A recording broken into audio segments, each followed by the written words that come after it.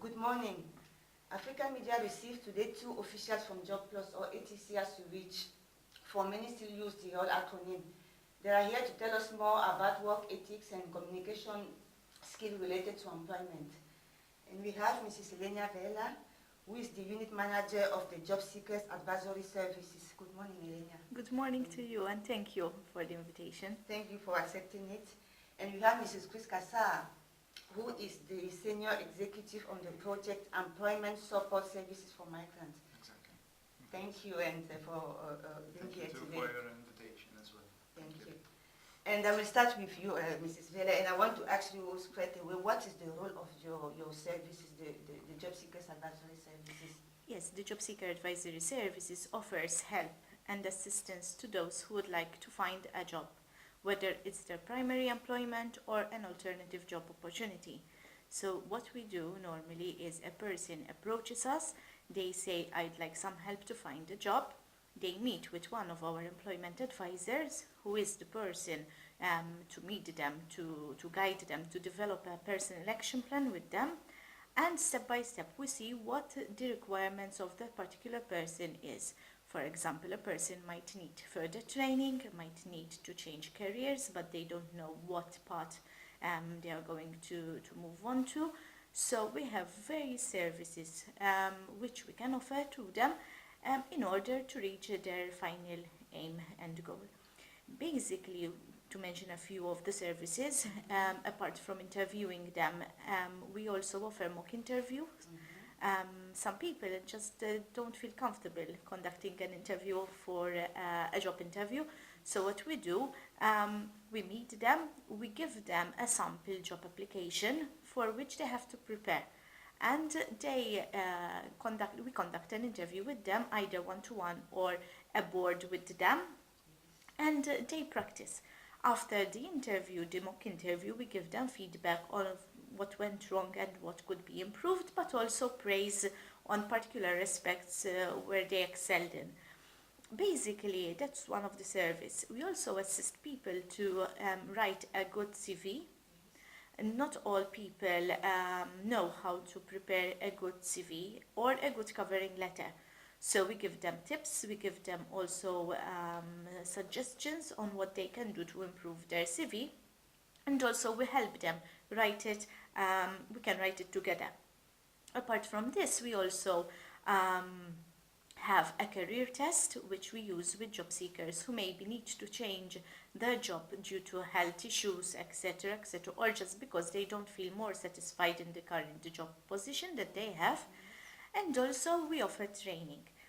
Our colleagues within the training services have a number of initiatives which job seekers can make use of, mainly the short courses, the traineeships and work exposure, whereby our employment advisors also refer clients to those initiatives. And just another brief question, your services are targeting all job seekers irrespective of the origin, the status, and is it for everyone? Yes, our services are even for migrants who have either a refugee status, beneficiaries of subsidiary protection or temporary humanitarian, and also asylum seekers. So our services target also the population who apply for asylum, also if they haven't received the status yet from the Refugee Commission. Okay, thank you for that, Mrs. Vela. And Mrs. Kassa, your presence here today is related to a project funded by the Asylum Migration Integration Fund. And I understand by the name that it is targeted to asylum seekers. And by asylum seekers, I mean all the people who have the protection, to either international protection or not. That is my definition of asylum seeker. So could you tell us more about it? So the project helps migrants with different statuses. As you might know, there are different statuses like asylum seekers, temporary humanitarian protection, subsidiary protection, where people can come over to our offices and we can help them find work and even give them training. The project in itself shall focus on these people with these type of statuses. Our services are divided between mainly two offices. There is the one in Halfar, which is our main hub, where they can come over for any advice that they might need. During our interview, which as Elena have mentioned as well, we will go through their CV. We will do a job search as well for any vacancies that we might have available. We might give them also any tips with regards to grooming, work ethics, any type of training that might help them. Also, information about the current minimum wage, and also information about sick leave, any other rights that they might have, and any other questions or requests that each individual might have. On the other hand, there is the other, or before going to the other, our services in Halfar cater for people with subsidiary protection only. So mainly people with subsidiary protection and also temporary humanitarian protection. We will give them advice and also give them any vacancies that we might have in order to apply. Yes. The thing is, because temporary humanitarian protection and subsidiary protection, normally they can apply for a work permit personally, yes, and immediately they can start work the week after or immediately, even the following day. So, on the other hand, we focused on asylum seekers where they are catered in the Marsa Job Brokerage Center.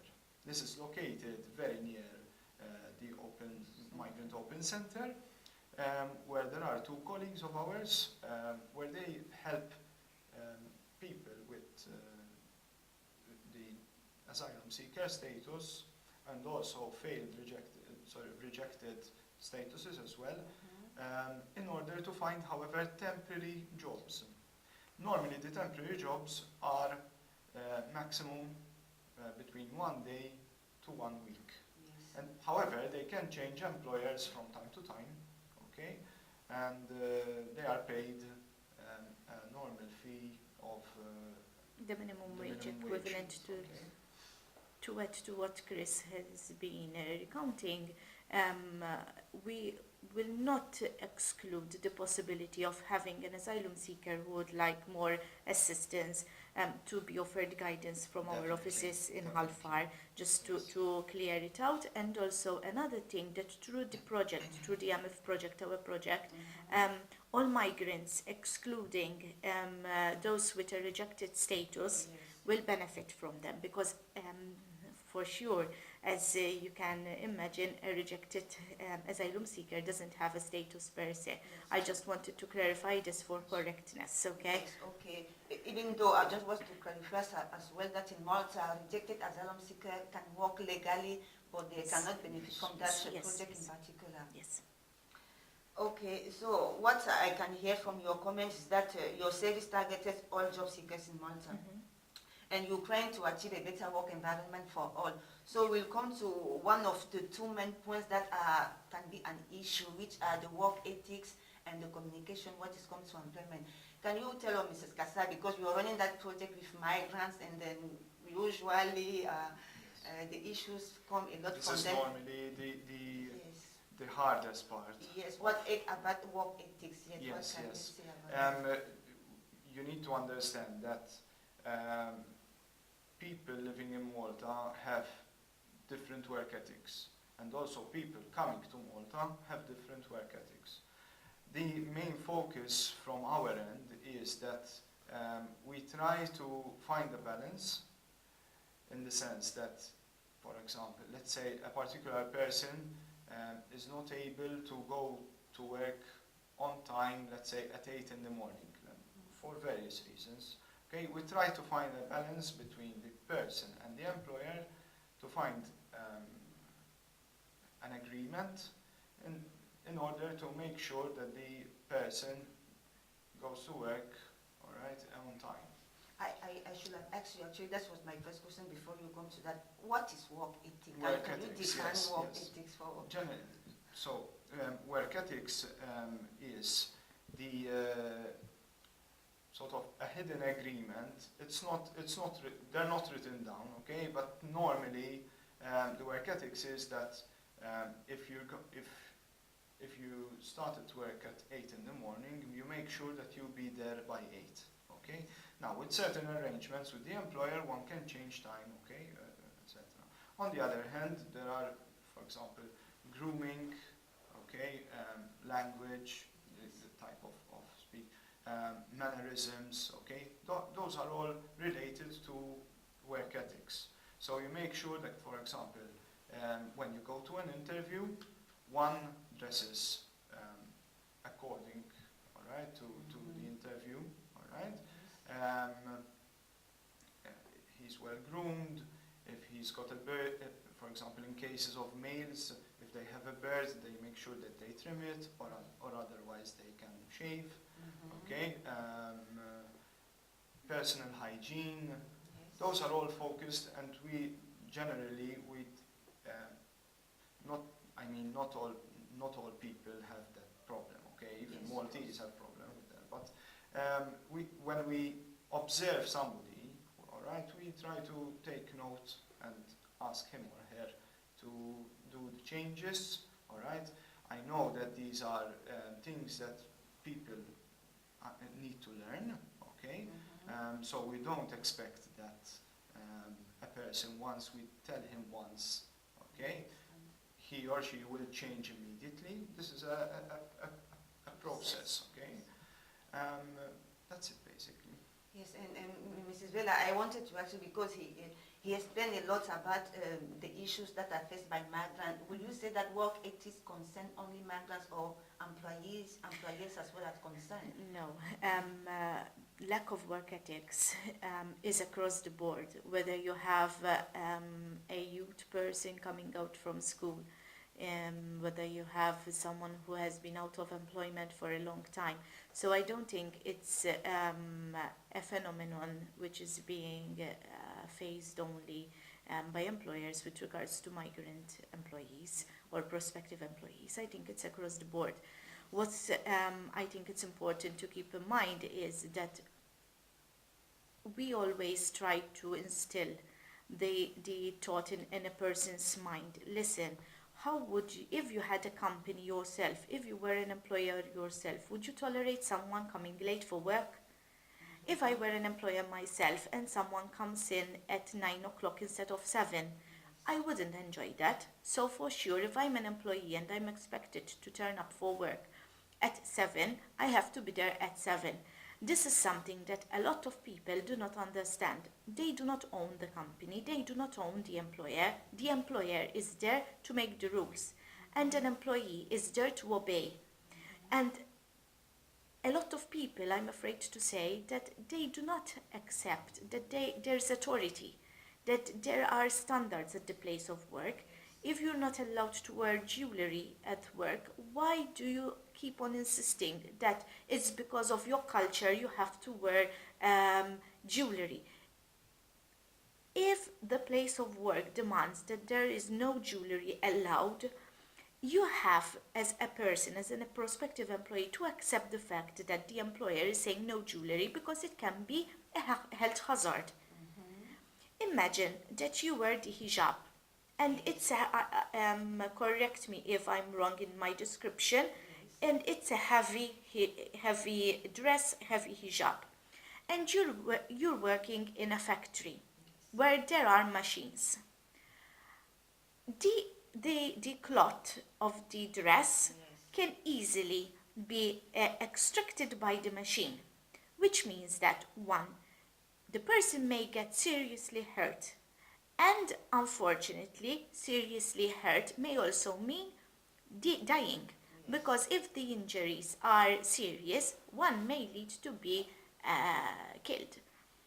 Secondly, the machines cost a lot of money, so that's where work ethics also comes in. The employee has to take care of the machinery, of the tools that the employer is giving him to work with, or her. So to be politically correct here, when I say he, I also refer to the female gender, of course, but to make it clear. So I think that it is across the board. An employee, a prospective employee, needs to respect the employer as much as he or she wants to be respected. So what Chris is saying is completely true. The employee, whatever the nationality, the race, the culture is expected to do certain things. Now, maybe I will create some controversy, but here we came to discuss also migrants. Yes. Unfortunately, a lot of migrants use discrimination, use racism as the key word to justify their wrongdoing. Not everyone, I repeat, but this is something that we encounter. Do not tell me that an employer asked you to remove your heavy dress because the employer is racist or because the employer is discriminating you. If the employer is racist and wants to discriminate you, he would have left you wearing the dress to injure yourself. But the employer didn't do that. Or he wouldn't have or hired he you wouldn't in the first hire you. place. So there was an interest. So when we speak about integration, it also means this, that one has to adapt to each other's culture, to each other's attitudes, let's say like this, together.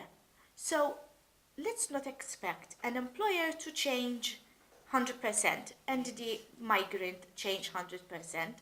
But in order to have a positive work relationship, both parties need to help each other. Exactly. I want you to understand, what I understand, it is very important anyway for the migrant, for the job seeker to really try to apply to the rules that he found in a company where he pretends to work, because the rules are what they are. This is the company and that's how we do things here, and if you want to stay, you just follow the rules. And, For example, another case, I think that Chris can elaborate, is saying, okay, I found work, but I do not want to legalize it. I think that Chris has a particular Sometimes. example that... And I also wanted to include another remark with regards to this. For example, we meet people, we talk to employers, and let's say we found somebody suitable for a particular work with an employer. We talk to the employer, and he agrees to hire him or her immediately. And for an unknown reason, after we do all this type of work, the particular person just either refuses or doesn't turn up for the work. So this means that if we do this with many employers, okay, and all these, all these things happen, okay, some employers will not trust us in our work, and they will not trust also the particular person, okay, as well. So this is something that we need also to make people aware of, and also to add with Elenia. There are certain migrants that prefer to do temporary work in the sense, and I am aware about the difficulties that most of them go through, okay, especially in the rent, okay, because most of them have rent problems, and I understand that most of them as well want immediate pay. Now, our paying system generally, okay, is among employers, okay, is either every 2 weeks. The pay is either every 2 weeks, every 4 weeks, or every month. Okay. Now, certain people, okay, are not aware, or they cannot accept that whenever you work, generally, first you work for a whole month, and then you get paid, or else you pay. You work for 2 weeks, and then you get paid. Now, most of them, I don't want to put everyone in one jar, but most of them prefer that they work 1 day, for example, they get paid immediately at the end of the day, and they find another employer or another job. And are you talking here, excuse me, are you talking about a particular status, or it is a No, global it's problem? it's a general thing, you know, Across the board. it's around most of the migrants, Yes, I see. okay, And this is what most of our interviews focus as well. Yes. We ask them that illegal work is not good for two reasons. Okay, when you work legally, okay, you are included in the legal structure of employment. So if, God forbid, you either get hurt or something happens, you are covered by our local social Structure. services, okay? Exactly. And also, legally, if you get hurt on the workplace, okay, you can legally ask the employer, accuse the employer in front of the court, okay? The other thing is that it is more stable. When you have legal work, it's stable. You can work for 6 months, you can work permanently, you can work for more, okay? So this is something that we also focus, that I know that it could be difficult, okay, for you to wait for a month to get your pay, but it's the system. this is the system that one uses when he works or when he or she works every day with a different employer. It's not good. And also, certain people from the employer side, okay, might also use and abuse these people with less pay. So if, for example, the minimum wage at the moment till the end of the year, it's €4.31 per hour, Yes. okay, an employer can pay less because it's illegal. There's no proof Okay. yes, there's no legal Exactly. proof of employment. The issue, I'm sure, at enormous. We will spend one day the day here talking about this issue. But you have a project that you are running, and I hope that many migrants will be aware of the services that you are offering. You have another concern on your work. It is about communication. And I wanted to ask you, what are the issues with migrants in terms of communication? Generally, it's because we Maltese, the Maltese community, okay, we speak Maltese and generally English, okay, and some different languages like Italian, French, and a bit German. Now, the thing is that we are not exposed to other languages, mainly African languages, okay? So unfortunately, we find people who lack English skills or Maltese skills, and therefore we sometimes need translators and interpreters in this case, in order to do our work as efficiently as possible. Yes. So most of the time we ask the individual to get either a friend who knows how to speak English, okay, or Maltese, and then he or she translates for the person. However, our project will be soon recruiting the services of interpreters, so that this difficulty hopefully will be eliminated. That is basically because even how sometimes we place sentences and words for a foreign person, it might have a different meaning as well. But you're saying that you will be hiring interpreter. That is the only way for you to tackle them, because No. after the stage of support with interpreter, the person No. will go out Okay, there. let me elaborate a little Yes, bit on yes. it. Basically, through the project, we will, obviously tendering process takes time, so we have around 9 months to go to initiate this. But in the meantime, we will start some pilot projects, which I'm going to speak about later on. But basically, through the project, we will be offering training, specifically language skills for employment. So we're not interested in the person to be grammatically correct in English or in Maltese. We want the person to learn how to communicate at the place of work, how to understand time, how to understand the days of the week, when they are expected to report, and from where and to when. For example, we want to be sure that they know the common terminology used in the sector that they are interested in working. And in parallel to this kind of training, we'll also be helping them understand, teaching them work ethics. But in order to be involved, introduced to the world of work, what employers are after, what they can contribute for an employer. Employers are interested in employing people. There's the need, economically there's the need. So the mismatch is there because there is lack of communication skills. The employer and the migrant cannot communicate, and as we were discussing so far, lack of ethics. What is expected, basic social skills that they are not present. So is it expected that in the morning you wear clean clothes to go to work? Yes, that's a basic social skills, but it also affects work ethics. Through the project as well, we will be issuing a call for service of, as Chris said, of an interpreter, translator, culture mediator, psychologist, because we believe that it's a process.